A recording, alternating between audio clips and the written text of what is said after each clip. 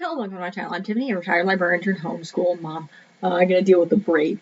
This is my normal hairstyle. Normally, I do not have it down. I have a 3-year-old. But I'm trying to get this done here. It is the 27th of December, so it's been a while since I filmed because the holidays are insane and, it throws off the toddler's schedule. And this is the first time she's gone to bed before like 7:30. And it's almost 8 o'clock, so I'm not gonna undo the hair. So, but now back to what we are dealing with here. So we're going to be looking at another history tea time. This is on bras and corsets. So it's a completely different video. It's a halfway decent video on this. Now I've gotten into the fashion history of late, part of it actually over COVID. So this is not the first video I've watched on this, and it's a halfway decent video. I'll probably review some more from Bernadette Banner, who does some decent good videos, as well as Abby Cox. Those are two. I'll link those channels as well. They do some history as well on that, as does another YouTuber by the name of Nicole, whose last name I can't remember. I'll link her too. They do a lot of historical fashions stuff. But this is a decent video of looking at the history of corsets and getting rid of at least some of the mythology involved, and looking at basically the history of the undergarment that needs to deal with the boobs. So she does talk a little bit about what we think. Again, fabric deteriorates, so therefore we don't really have a lot of known history until, of course, later, where things aren't falling apart quite as much. So the further back you go, the less we know about undergarments. So she does talk a little bit. We have some depictions of Greece where they have some sort of breastband on, which supports the boobs, because big boobs, which no, I don't have, are not new. They cannot be new, so there has to be a way to, contain them so they don't bounce around everywhere or, strain your back as they do. Or at least that's what I've heard. Again, I do not have big boobs, nor do I particularly want them. Thank you. But then she goes, so we have some depictions of, I think, Rome and Greece on some of the vases where they're wearing some sort of breastband. I think they barely describe that.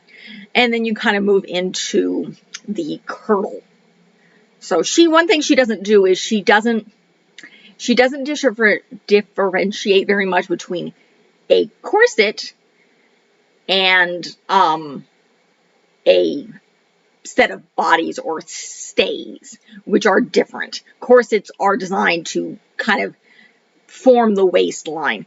Bodies and stays, which do not have the whalebone, which is baleen, actually. It's not actual whalebone. It's the baleen and baleen whales, the thing that filters their food.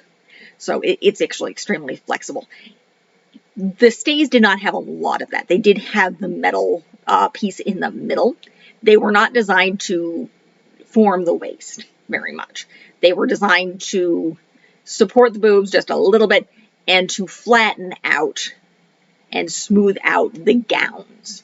Now, these didn't really show up until they started popping in around the Elizabethan kind of area, right before that, the Tudor, where you see that more. It's in the gown, it's more in the gowns itself, where you see the way they kind of structure it.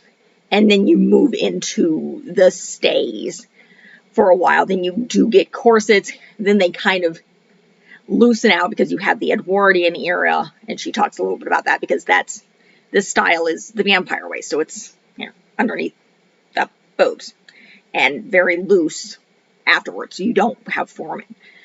And then it moves into what we consider the more body forming corsets, and she goes over that history and then how it slowly disappears as you hit the 1920s. You see them a little bit in the 1930s, but they're mostly gone because we've moved into girdles and bras. So, and it kind of goes over that history. There is some evidence there might have been some bras early on, or also during the, why is my brain not working on this? All those, the Napoleonic age, where you have a lot of Pride and Prejudice books and things. My brain is not working, and it just turned 8 o'clock. I have a small child, and it's the day after Boxing Day. We're still recovering from the holidays, and they're not completely over, but moving on. So, but again, the big thing is fabric deteriorates. We don't know.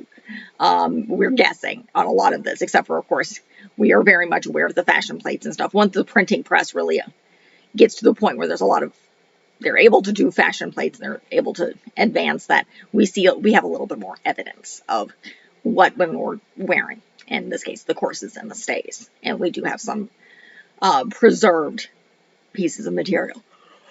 So it's a very interesting video. It's a good introduction. It's only about a little more than 16 minutes long. I'll double check. I have it on here. 16 minutes, 4 seconds. Okay. So if you want very specific. So, it is a good video. Again, I've covered Lindsey Holiday before. I do like her videos. For this is a good video. It's a good introduction. I do find the history of undergarments very interesting. It's a part of historical fashion, so if you're looking at that, it's a good introduction. Some of the other videos, I will link these channels, look at specific time periods.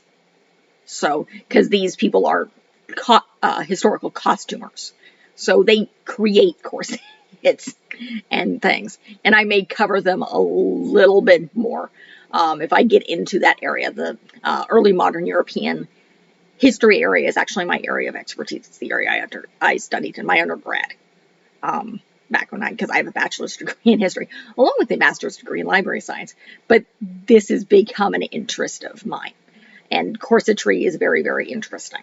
So it's a good video, particularly if you're homeschoolers, you're looking at the history of undergarments, which again is very, very interesting. It's an interesting rabbit hole to go down, particularly when you're talking about different things. It's also a good video if you're talking about the history of women's clothing and the history of feminism. No, women never actually burned bras, and no, bras, little corsets, are not a bad thing. One of these days I'll cover one of those debunking videos. Just remember, when it comes to those corsets, one, they didn't do tight lacing until they had the grommets, because the metal grommets are required for that. And two, most women were not doing that, considering women wore corsets when they were pregnant. Women wore corsets when they were working. Women wore corsets when they were riding horses and playing sports. And we have documentation of that. So no, except for you were completely high fashionable and doing it on purpose, it was and completely helpless, you were not tight lacing, and they were not fainting because of that. They were fainting because of other reasons, like tuberculosis, and various other lung diseases, and, lead poisoning, possibly. Yeah, that's a whole different other topic, but it's a really good introduction video. I really do like this topic, so it's something I will eventually be going over with my daughter as we progress into homeschooling or get into homeschooling. She's 3. we're not officially homeschooling yet. We won't for another 3 years, not until she's 6. And this is not a topic we will begin talking about first. We'll get there. We will definitely get there. But this is not a rabbit hole we're going down anytime soon. It is just something that I happen to really enjoy, and I'm covering. I have no idea why on earth I'm matching this up with something. Probably some medieval thing. I think I'm doing tomorrow here stuff. Okay, so that's really the end of this video. I highly recommend it. Really very interesting. Again, I've covered Lindsey Holiday multiple times through this channel. This is just the first one that's not on Royals. So if you like what you see, be sure to check out the rest of the channel. I do a lot of books and film reviews. It's just, I need to find some way to balance out my book reviews. And I can't always find films. Nor do I have the time to watch them. I have a stack next to me. Just because I don't have a portable DVD player in here, and my husband's out in the living room on his computer. So, if you like what you see, again, like and subscribe. I've covered the Princess Diaries, as well as her Notebooks of a Middle School Princess, which is her little sister books. Tamora Pierce, I'm covering this year both the Song of the Lioness Quartet and the Immortals Quartet, which this might be balancing off the Song of the Lioness. It also might be balancing off the Notebooks of Little Princess. I don't know off the top of my head what this is balancing off of. Maybe I'll check and tell you. Let's see. This is balancing off of, yeah, it's the Notebooks of a Middle School Princess. So that's what this is balancing off of. So I will be covering Tamora Pierce's Song of the Lioness Quartet shortly, not too long after this video, as well as the Immortals Quartet. I have covered her, if you're looking for Tamora Pierce videos, I previously covered all her Circle of Magic and her Circle Opens, as well as the Will of the Empress. Those were some of my earlier videos, so I have covered Tamora Pierce there. Following the Immortals Quartet, I am covering the Guardians of Ga'Hoole, which is owl middle school fiction, along with, of course, various other things that are balancing that out for theme month, from LGBTQ, vaccines are being covered this year, along with nicer subject like unicorns and something else, other things. And as well as, of course, history of, I think, Caribbean American history. I think I'm doing Jewish American history, or it could be Italian or Polish. I cover all of these things, and I usually try to balance them out with something as well. So I know I'm not balancing out the Guardians of Ga'Hoole. And there's not enough videos to cover 15 books on owls. And no, I'm not covering the film ever. I've heard it's absolutely, utterly atrocious. If you're looking for some other series priors that I've also covered, last year I covered the very dark, very horror, the Last Apprentice series by Joseph Delaney, which is why I've ended up covering the Princess Diaries. After massive horror, I need something lighter and fun.